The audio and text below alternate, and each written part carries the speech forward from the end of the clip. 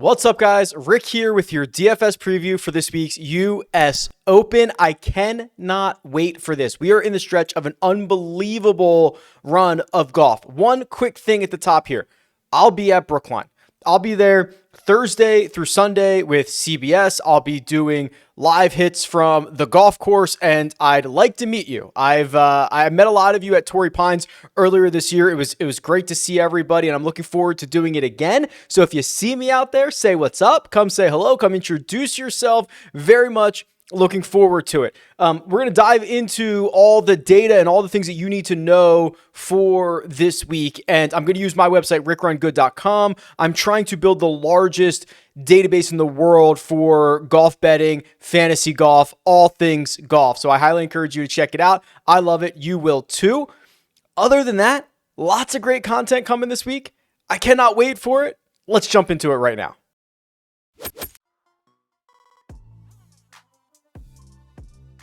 So before I even show you anything on my site, let's talk about the golf course here. The Country Club in Brookline, Massachusetts. It is a historic golf course that you might know from the movie The Greatest Game Ever Played. It's just one of the earliest golf clubs that we have in the United States, and it's got such great history. What you need to know from a DFS perspective, and quite honestly, I went through and a video that I released on Saturday. It's a tournament preview where we deep dive the golf course. I take you through every blade of grass that I know about, but essentially for the short of it is very, very small greens, right? These greens were actually expanded in recent years, and now they're like 4,300 square feet on average. That's very small. Second smallest greens in major championship history. So if you're hitting a lot of greens, you're doing great. A lot of guys, I suspect, are going to be missing a lot of these greens. They're Poana greens, and because they are so small, it brings more trouble into play. And also, there's going to be a lot of guys who play from greenside, and those are going to be some really tricky situations. The short game areas at the Country Club are not fun. They've got devious little bunkers. They've got the thick rough. They've got these things called chocolate drops, which are really just random mounding. And these random mounds, honestly, you're at the luck of the draw, right? Like you could have a downhill lie, a ball above your feet. You could be stuck in between two of these. It's just a really awkward situation, and players are going to be put into those situations a lot. So I think you either need to hit a lot of greens or have an elite/creative short game. We'll go through some of those golfers. Off the tee, you know, the blueprint for US Opens in the last handful of years has generally been big, strong drivers of the golf ball. Brooks Koepka twice, Dustin Johnson, Bryson DeChambeau, Jon Rahm. Those are big, strong drivers of the golf ball. That's going to be important here at Brookline, but it's not going to be like Winged Foot. Remember what Bryson did to Winged Foot, where all the rough everywhere was 5 or 6 inches thick, no matter if you were a foot off the fairway or you were 30 yards off the fairway. It didn't matter. You were in the thick stuff and it was all the same. And when everyone's playing out of the rough, Bryson wins. Well, not necessarily going to be the case here. There's a lot of like fescue areas. You can get into some knee-high stuff if you're more errant than your peers. It's kind of a rough piece of property there in New England. It's more. It almost is going to resemble the roughness of an Open Championship more so than a modern U.S. Open. So I don't think the bomb and gouge approach from Bryson DeChambeau is probably one that most golfers are going to want to run out there this week. And then, of course, on the second shot, listen, you got to be really precise or just have an elite short game. It's the scorecard is a par 70. It's like 7,200 yards. Let me pull up the actual card here. So they've got this listed on the media site as 7,254 yards, 35 going out, 35 coming in. Par threes are number 2, number 6, number 11, number 16. A couple of these par threes. So number 2 is very long. The members play that as a par 4. That'll be 215. There's one at 192. There's this really awesome drop shot par 3, number 11, 131 yards downhill, probably a flip wedge for most of these guys. And then 16 is 202. The par 5s, That would be number 8, 557, and number 14, 619 yards. 14 is a phenomenal hole. I talk about it a lot in the tournament preview. If you miss the fairway, it's unlikely that you're going to be able to advance your ball to the upper tier of the fairway. It goes up probably about the final third of it, which is going to really create some interesting situations where you could have players who miss a green, have to lay up to like 200 yards on like a 600-yard par 5. It's fascinating stuff. There's a lot of mental challenges. There's some blind shots out there. It's going to be an amazing golf course. Again, if you want the full course breakdown with the tournament preview, that video was posted a couple of days ago. I'm going to pause there and we're going to go straight to the cheat sheet. The cheat sheet here at RickRunGood.com. And wow, look at these names. Top of the board, Scotty Scheffler, 11,300 with Justin Thomas, Jon Rahm, Rory McIlroy, Cam Smith, Collin Morikawa in tow. Those are the golfers that round out the $10,000 range. They are in the $10,000 range for a reason. They're all very, very good golfers. We have to start splitting hairs here. The way that I look at Scotty Scheffler, someone who's going to be able to make par from basically anywhere, that's going to be a skill set around Brookline. Justin Thomas has a 5th place finish at the Byron Nelson, a win at the PGA, missed the cut the following week, not going to hurt him for that. And then he goes and battles it out with Tony Finau, and Rory McIlroy ends up finishing 3rd at the RBC Canadian Open last week. Awesome stuff. Rory is coming off of that win. Cam Smith has played okay, got off to a really bad start last week, but was able to figure it out. I skipped Jon Rahm because I want to show you something that's going on with Jon Rahm right now, our defending champion. And here are the golfer profiles, which, by the way, I've updated. It's all the same data plus more data.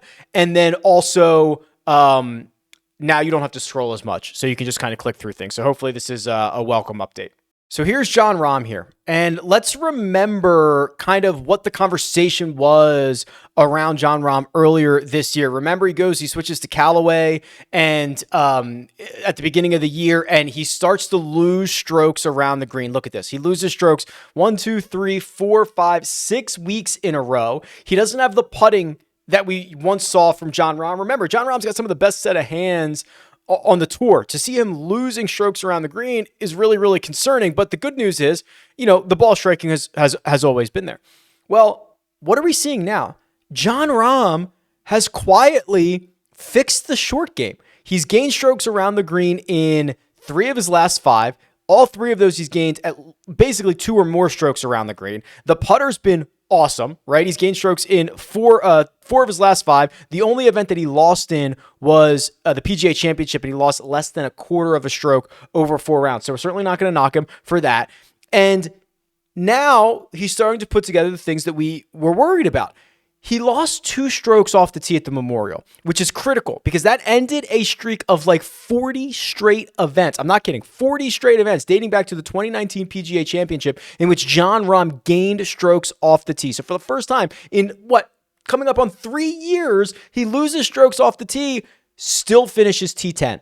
So what I'm kind of making the case for here is a golfer who had an outlier bad week, 1 in 40 shot at the Memorial, in which he still was able to finish T10 in like the 5th strongest field of the year, and a guy who has fixed the only leaks in his game seemingly since the start of the calendar year. This should be a great spot for Jon Rahm, shouldn't it? So I'll be interested to see, and we'll know more on the Wednesday live chat, 3 p.m. Eastern, Rick Run Good YouTube channel, kind of what the ownership is going to be on these guys. But Jon Rahm being in the middle of this tier where you've got cheaper options in Collin Morikawa and Rory McIlroy, who's coming off a win and he's cheaper, or you could go up and get JT or Scotty Scheffler. I do wonder what the industry is going to do with Jon Rahm. I think he's kind of the X factor out of this 10K range. I think Collin Morikawa is going to eat up a lot of the ownership at the bottom of this range, $10,000, coming off a miscut at the Memorial, but I think people are just going to play Collin Morikawa, and when you start to inject a lot more casual fans into these contests, you're going to start to see that ownership for the popular guys go up. I do think Cam Smith could be rather interesting down here at the bottom of this range. So we can look at his golfer profile first, and you can see, the T48 at the RBC Canadian, like, it doesn't look great, right? But he's got the win at the Players Championship. He's got the win earlier in the year at the Tournament of Champions. He's got the third place at the Masters and a top 15 at the PGA Championship. But let's just look at this. Outside of round number 1, which was not good for Cam Smith last week. I think it was 6 over, and he didn't make a birdie, which I think might have been the first time in his career he played around without making a birdie.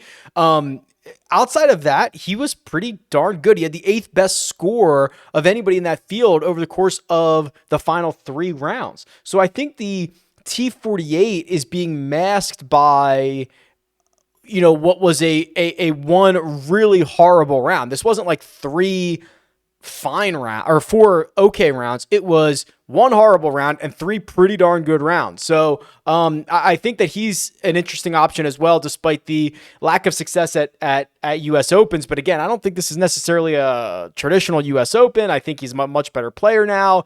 I think there's a lot of things trending in the favor of Cam Smith. So Rahm and Smith, kind of 2 guys that could potentially fly under the radar out of the 10K range, which is hard because these guys are all stars. Have my interest early in the week. Okay, the $9,000 range, jam-packed here. Let's just start with Jordan Spieth, $9,500. You look at the power rankings. Last 20 rounds for everybody in this field. Jordan Spieth is number 6 in terms of strokes gained total. He is the first $9,000 golfer to appear. So let's start there. Let's deep dive him as well. Look at the last 100 rounds here at the top for Jordan Spieth, and you would think it's bizarro world. He's gaining a ton of strokes off the tee, even better on approach, even better than that around the green, and he's giving it away with the putter. That is not vintage Jordan Spieth. In fact, this is the worst putting season of Jordan Spieth's career. That's been well documented. But look at what he's done recently. He's gained strokes putting in 3 of 4. His most recent event, he gained 5 strokes putting at the Memorial. So I'm going to say starting to figure it out a little bit. With that, he's still driving the ball great. His iron play's been awesome. And we know he is one of the best, most creative players around the green. So when I look at this, I see a golfer who is putting it together at the right time. I see a golfer who has the creativity in every single shot. That's what I think you're going to need. You're going to need every shot around the greens. You can't have one shot around the greens at Brookline. Not with the situations you're going to get yourself in. So Spieth's got every single shot. And he might not need it because he's just hitting a ton of greens, right? The other thing is, if you want to go just backdoor comp this to Pebble Beach, small Poana greens, obviously, there's a million more things that are different about Pebble Beach than the Country Club. But hey, let's just throw that in the mix as well. So we've got a bunch of things going in the favor of Jordan Spieth here. I think it's a really good opportunity for him. And honestly, I thought it was a really good opportunity for him 6 months ago when we did very early previews. I think that Jordan Spieth was one of the guys that I liked at 3 or 4 different majors. It's just a really good year of setups for him. Dustin Johnson, probably one of the hardest guys to handicap in this field. I did end up deciding to load the live golf data into the database since these guys are going to be playing. So the live golf stuff is in there with the strokes gained, not the breakdown, but the strokes gained total. So you can see that for everybody. He finishes 8th in London. How do I reconcile that, right? Is that a good finish or a bad finish? He was by far the best player in the field. He finished 8th out of 48. Am I impressed or am I not? I don't know. So it's really hard to kind of handicap those events, but you start looking at the larger sample here. Last 100 rounds, DJ's lost strokes across the board. You look at the results. Missed the cut at the PGA Championship. T59 at the Byron Nelson. Missed the cut at the RBC Heritage. Had a nice finish at the match play. Had a nice finish at the Masters. Had a top 10 at the Players.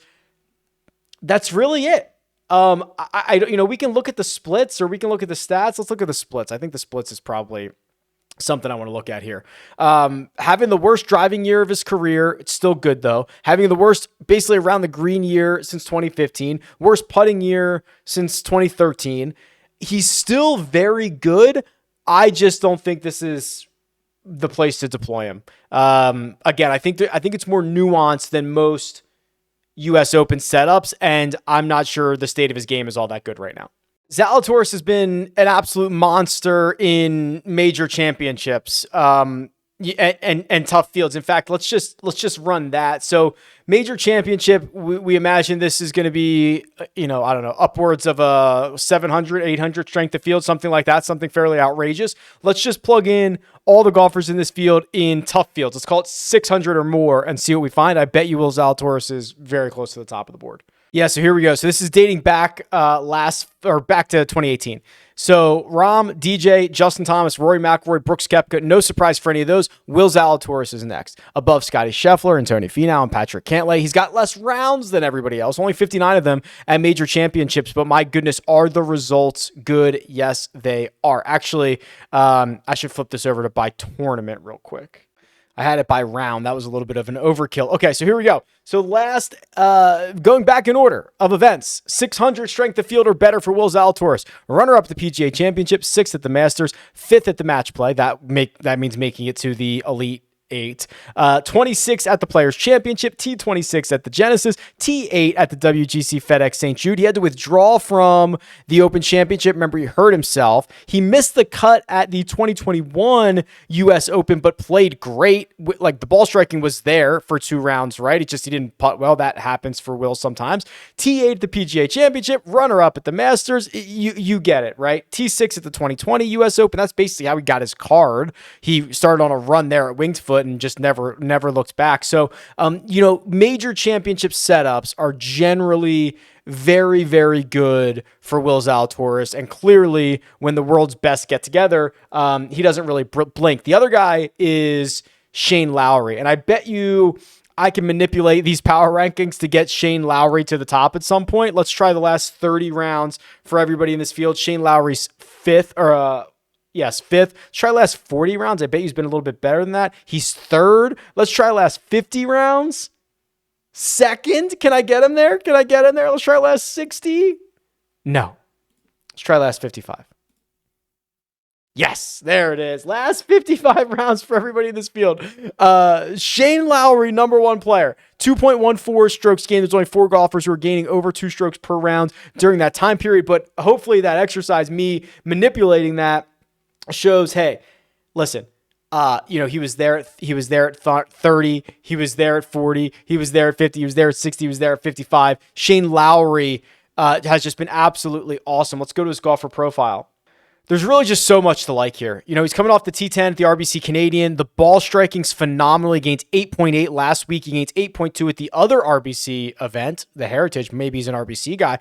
Gained 11 at the Honda Classic. Like, he is very capable of gaining a ton of strokes in the ball striking categories, and he hasn't lost in any single event dating back to the Honda Classic. But what I like even more is this around the green play. So just his last 5 measured events, it does not include the Zurich Classic. Last 5 measured, plus 5.6, minus 1.8, plus 1.5, plus 2, plus 3. The putter's been better. In fact, it was a little bit cold last week, and he still finished T10. Creativity, having a bunch of different shots, being able to get up and down, things that are critical at the country club are probably the best parts of Shane Lowry's game. And you're getting him at an even $9,000. Honestly, it feels a bit like a steal.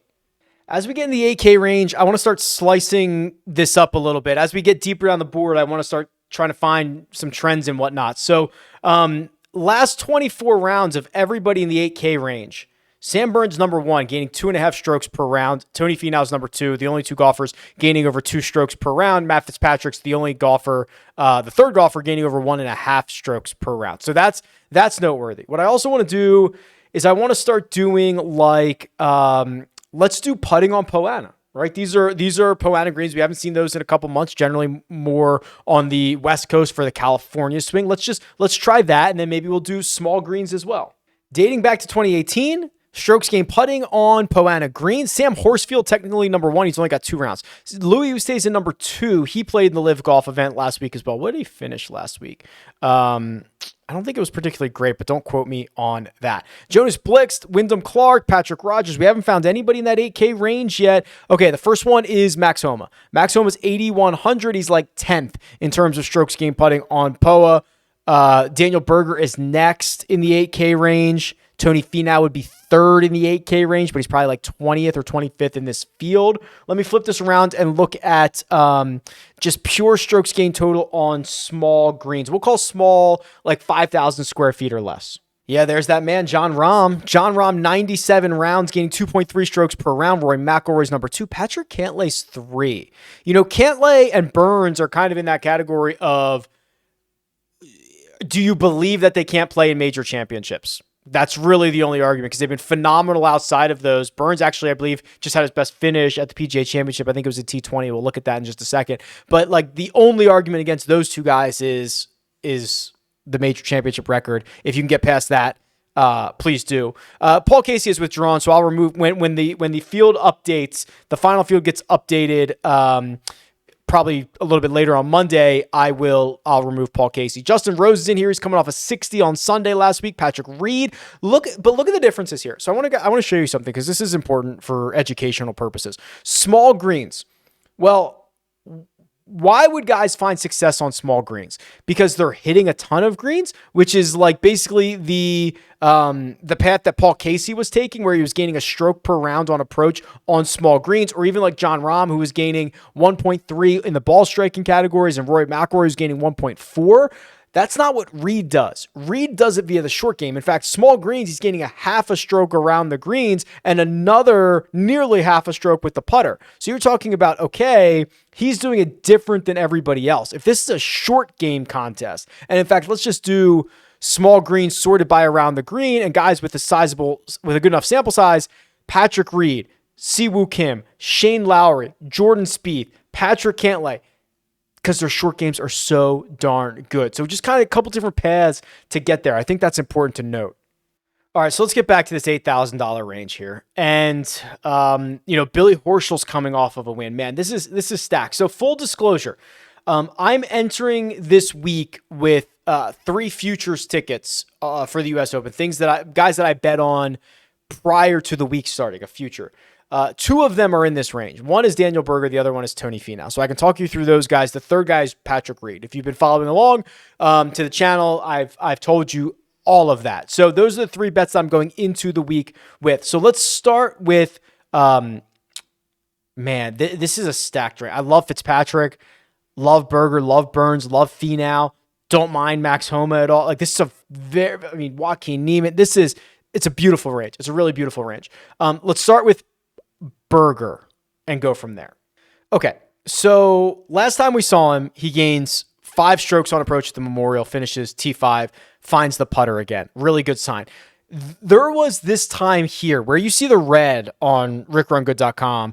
I mean, he was dealing with that back injury. Remember, it was just like lingering and he wasn't playing well and we didn't know if he was hurt or not or what was going on, but it stifled his play for some time. And now you're starting to see kind of that more well-rounded version of Daniel Berger again. And when Daniel Berger is going well, he's a great approach player. I mean, you can see some of these gains, even with that stretch where he lost 4 out of 5 weeks in approach play. He's basically gained, like 25 of his last 31 starts, something absolutely outrageous like that. And his short game is a bit fickle. There are weeks where he'll gain 3.5. There's weeks that'll gain 2 or lose 2.5. It's just kind of all over the place. Same with the putter. That's okay. I'm kind of okay with that being the volatile side of his game and seeing if he can just find find a ceiling week. Finau to me is maybe the one, if you could just remove the fact that he has not won nearly as much as everyone thinks he should, this is setting up to be a really, really beautiful week for Tony Finau. So let's go back. What was the flaw of Tony Finau earlier this year and for, honestly, the majority of his career? Well, around the green, not very good, and always liable to lose a ton of strokes with the putter. And that was what's the word I'm looking for? Evident for the first half or first 40% of 2022. And you can see around the green, he lost strokes around the green every event from the American Express to the Masters, like 8 straight events. He has not lost since. Okay. So plus 3.5 at Mexico, plus 3 at the Wells Fargo, plus 2 at the PGA. The tiniest gain at Colonial, and then 3.5 again last week. Look at the putter. Okay, from the Tour Championship of last year to the Players Championship of this year, he gained with the putter once, like 1 out of 10 starts. He's lost with the putter once in his last 8 starts. Okay, this is when you look at the box scores, right? And it's hard, like, golf is not played in a spreadsheet, baseball is not played in a spreadsheet, all that fun stuff. But when you see this, and then you match it to the results, and you say, wow, since he's, quote, figured it out, he's got a runner-up in Mexico. He hasn't missed a cut since the Players. He finished runner-up last week, T4 the week before that. Tony's finding something. Tony's found something. And I'll tell you what, it's actually a little bit unfair he didn't win last week, because 18 strokes gained, which is what he gains on the field at the RBC Canadian Open, that wins a lot of events. The average winner on the PGA Tour wins at like 15 strokes gained. So Tony played great last week, could have easily have won that event. Finishes solo second. I'm very excited. I have a 50-1 ticket on him. There might be a reset, and you guys might be able to get better or similar numbers. I don't know what he is right now, but that is very, very appealing. I probably don't need to spend too much time on Sam Burns. Sam Burns has been phenomenal. Sam Burns rides heaters, right? This new crop of golfer, they find momentum in wins, and they want to play again. He wins at Charles Schwab, takes a week off and backs it up with a T4 at the Canadian Open. We saw that earlier in his career too. He's just a very solid, mentally sound guy. He might have led the field in approach play last week. Let me just confirm this. He did, by nearly 2.5 strokes on approach. Sam Burns gained 9.4. Lost strokes off the tee. Can you believe it? Wow. Such good metrics here. So I'm going to get, and then Matt Fitzpatrick, who I won't even bother you with. No, I will. It's the US Open, and there's a lot of new people here, because if you've been following my videos, I have just been so stoked with what Fitzpatrick has been up to. Look at the off the tee numbers. He gained 5 strokes off the tee last week. 5. Count them. 5. That was second in the field only to Justin Thomas. He gained more than Tony Finau and Rory McIlroy and everyone not named Justin Thomas. Matt Fitzpatrick is the real deal off the tee. Absolutely the real deal. Oh, these results are so good. He just piles up top 10s and top 20s. And now at a major championship, you're getting soft pricing on him. This $8,000 range, I will have as much exposure as humanly possible in this $8,000 range. I think it's where a lot of the big money contests will be won and lost. $7,000 range. Fascinating stuff here. This is the range that I probably want to start looking for other formats like Jock Market, for example. Jock Market is stock market DFS, and I want to start looking for guys that, like the 7K range, yeah, maybe the winner comes out of there, but the US Open has historically, it's such a hard field. Think about the last 5 winners we've gotten. They're absolute studs. I start to look for guys like, hey, where can I find value in maybe not these guys winning? Like Mito Pereira, for example, his last 10 markets, he's won you money in 8 of them. You could average his IPO at $4.92. His average payout's been $8 a share. They have guaranteed payouts for share price here, which is what makes this fun. So basically golfers just have to outperform their expectation. So for example, Keith Mitchell last Wednesday sold for $6.69 a share. His payout was $13 a share based on his finishing position. So he made you $6.31 a share. That's it. So you can make a lot of money on like Jonas Blixt and like Chase Seifert and these guys that are not necessarily going to win you the golf tournament. So 2 things: use the code RICK. It's $100 instant deposit match. My thing says 50 there. That's wrong. It's actually 100. And we have a power hour on Wednesday night, 8:15 p.m. Eastern time. Come join Joe Idonia and myself. I will take you through the final moments of IPO, and then I will be getting on a plane to head to Brookline, the red eye, baby. Let's go. So here's Mito, and you look at these results. So no wins, but this returns you a lot of money in a lot of situations. 17th, 3rd, 7th, and 13th in his last 4 starts. But the guy that has my full attention is Tommy Fleetwood. He's $7,700. And since the start of the calendar year, we're seeing really good kind of vintage Tommy Ladd, right? I mean, he's just been piling up top 25 finishes. The ball striking numbers are there, but even more impressively, look at what he's doing around the greens. Once in 2022 has he lost strokes around the green. It was the AT&T Byron Nelson. He lost 2.5. He also lost 3 putting that week. Wasn't a good week for him. Everything else, green across the board. He's consistent. He's got the skill sets that I like. He's just one of these guys, right? U.S. Opens. Like, let's look at his U.S. Open history. T50 last year, missed the cut in 2020. T65, he's got a runner-up in a 4th and a 27th. I actually thought it was better than that. I thought it was better than that. I don't know why he was coming in with, I always think he was coming in with 3 straight top 10s. Is that Xander? Who was I thinking about? Yeah, Xander's got 5 straight top 7s. That's just goofy. That's absolutely insane. Maybe that's what I was thinking about. But still, Tommy Ladd, I just love the way he's playing. Sung Jae Im, like this, look at these gaps in the cheat sheet. You never see this from Sung Jae, right? You just never see gaps. He plays every single week, but he had COVID and travel restrictions. He had to he missed the PGA Championship. He's picked up right where he left off. 15th at the Charles Schwab, 10th at the Memorial. The ball striking numbers are there. Everything you love to see. And this is the first real range where there's a ton of guys. There's 40 guys in this range. So let's just start looking at this from a data perspective. Last 24 rounds, Davis Riley, by far the best player in this range. 4th, 5th, 9th, 13th, 4th, and 13th. That is 6 consecutive top 13 finishes. One of them was a major championship. There's been a couple of other good events in there as well. The Memorial was a T13. It's been so impressive what he's been up to. Mito Pereira is number 2. Corey Connors is number 3. Let's look at approach play specifically. That goes to Kevin Na, believe it or not. This is shocking to me. So Kevin Na has missed his last 3 cuts at U.S. Opens. And I don't know what to do with I don't think it was a very good finish at Live last week. Let me look. Yeah, T33. Like, am I supposed to be thrilled about a T33? Like, I don't know. I guess not. But it's kind of hard to judge those events. But look at the rest of this. Since the Masters, he has been so good on approach. +9, +4, +6, +3, +7.8. And he still has the short game, right? You kind of set up Na for this being kind of a short game specialist situation, but that's not really what he's been. Now, he's got to keep it in play off the tee. He's been horrible off the tee. If he can keep it in play, if he can lose a stroke off the tee, a stroke over 4 rounds, I think Kevin Na could be in contention. And if a live golf guy wins or contends at the U.S. Open, it's going to be scary stuff.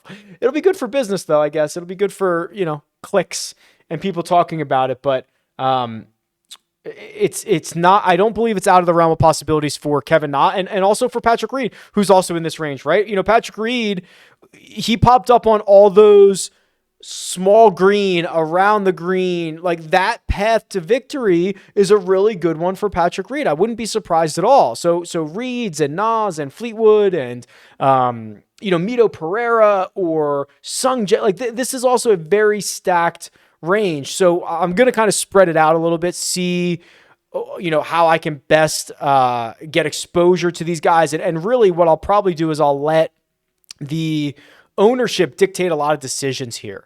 Because I think by the time we get to, even Tuesday, there's going to be enough to go with ownership, and we're going to be able to see, okay, Sung Jae Im, very popular, for example, or maybe Taylor Gooch is not popular at all, or nobody's going to Davis Riley because he's a rookie and he doesn't have a ton of major championship experience. So we're going to let this kind of figure itself out over the course of the week, but it's jam-packed, and if you remove ownership, the guys that I mentioned are the ones that I'm certainly most focused on.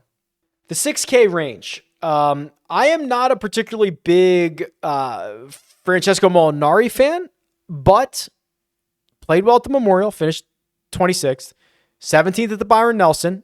He's made 3 cuts in a row. One of them was the PGA Championship. Look at his last 3 trips to the U.S. Open. Didn't play it in 2020. Had a 13th, a 16th, and a 25th. When conditions get harder, that is when I like Francesco Molinari. He's likely to keep it in play. He gains more fairways than his peers. He loses distance, but I'm not sure that's this isn't going to be a souped up 8,000 yard U.S. Open. It's going to be like what I say, 7,400, and it could play shorter than that. And a lot of that is eaten up on 14 and some of the longer threes. Like, I don't think it's going to overpower Francesco Molinari. I will admit I'm not super excited about this $6,000 range, kind of hoping that maybe the model that we put together in a second here can help me find some more guys. But this is not a particular, I mean, Bo's been great or good. Shouldn't say great, but he's made 4 cuts in a row, right? 32nd at the Memorial, 21st at the Charles Schwab, made the cut at the PGA, 17th at the Byron Nelson. But man, it's not a particularly great range. I'll just be honest with you. Mackenzie Hughes, when things get hard, I think Mackenzie Hughes, because he's kind of a short game specialist, becomes interesting, and he's made 3 of his last 5 cuts. He finished 28th last week. That's not bad. Scott Songs, who played his way into qualified for this, which a lot of these guys did, qualified for this event, finished 4th and 25th in 2 of his last 4 starts. I don't mind that, but honestly, I will likely be avoiding a lot of this group. It's just not doing it for me. Let's see if the model can find some others. Okay, custom model here at RickRunGood.com. You enter your parameters and you can create lineups this way as well. Couple of notes. These buttons at the top, download parameters, upload parameters, those are back. So you can really upload anything you want. If you want to simulate lineups or optimize lineups based on golfers' weight or whatever calculation you want, do it. You can upload it. The other thing is you can now lock a golfer. So you can lock a golfer in if you'd like, which is nice. And plenty more updates coming as well. Okay, let's do last 20 rounds.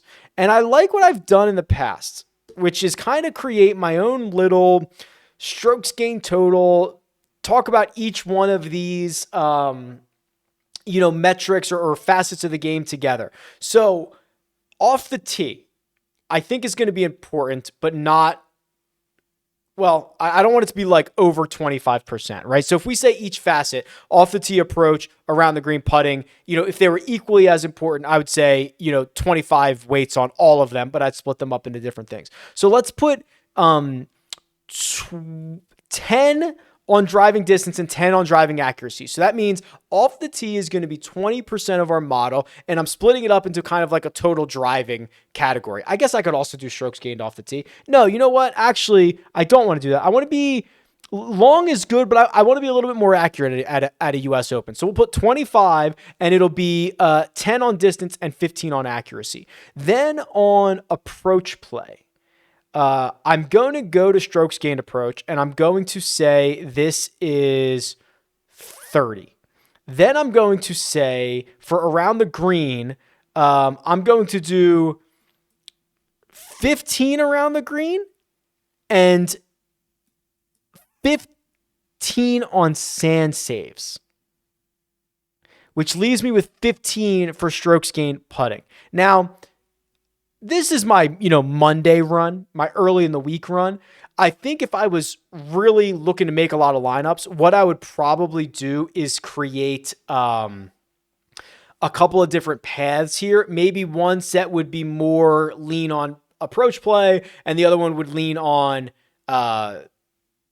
short game. But this is going to get us a fairly well-rounded golfer here that I think will fit well at the country club. And my number one golfer is, oh mama, Rory McIlroy, to go back to back. Which, by the way, if he does win the Canadian Open, win the US Open, that is 2 legs of the Triple Crown. Yeah, you know about the Grand Slam, but do you know about the Triple Crown? The Triple Crown is the Canadian Open, the US Open, and the British Open, aka the Open Championship.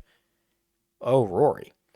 My number 2 golfer, and this shouldn't surprise us based on what we just saw, is Kevin Na. Am I really going to be invested in Kevin Na? It seems that way. Makes me sick a little bit. Oh my gosh. Justin Thomas, 10,900 is next. Number 3, Xander 4, Cam Smith 5, Davis Riley 6, Sung Jae 7, Tony Finau is 8, Matt Fitzpatrick is 9, Harold Varner the 3rd, Shane Lowry, and Jordan Spieth 11 and 12. I love that top 12. When I look at the top 12, I have to say, is Xander flying under the radar for me because I didn't spend a lot of oxygen on him. I just kind of passed him up because, yeah, he's been great and everybody knows he's been great. Kevin Na, am I really going to lose that much money on him? We're going to see. Davis Riley, do I trust him at major championships? He's a rookie. He's playing great. Who else? That's basically it. Those are the only question mark. I love the rest of the player pool there. I love that. So I could use this and I could generate lineups, or I could continue to tweak, but that is a very, very fun little player pool for me. Those 12, that first 12. I like that a lot. So I'll mix this up. I'll run some more later in the week. We can talk about it in future videos and on the live chat, but I could not be any more stoked about this week, about the state of golf, about me getting out there, me meeting you guys. I'm absolutely thrilled about it. I guess let's just do it. Tweet me at RickRunGood. Leave a comment below. Best of luck this week. Talk to you guys soon.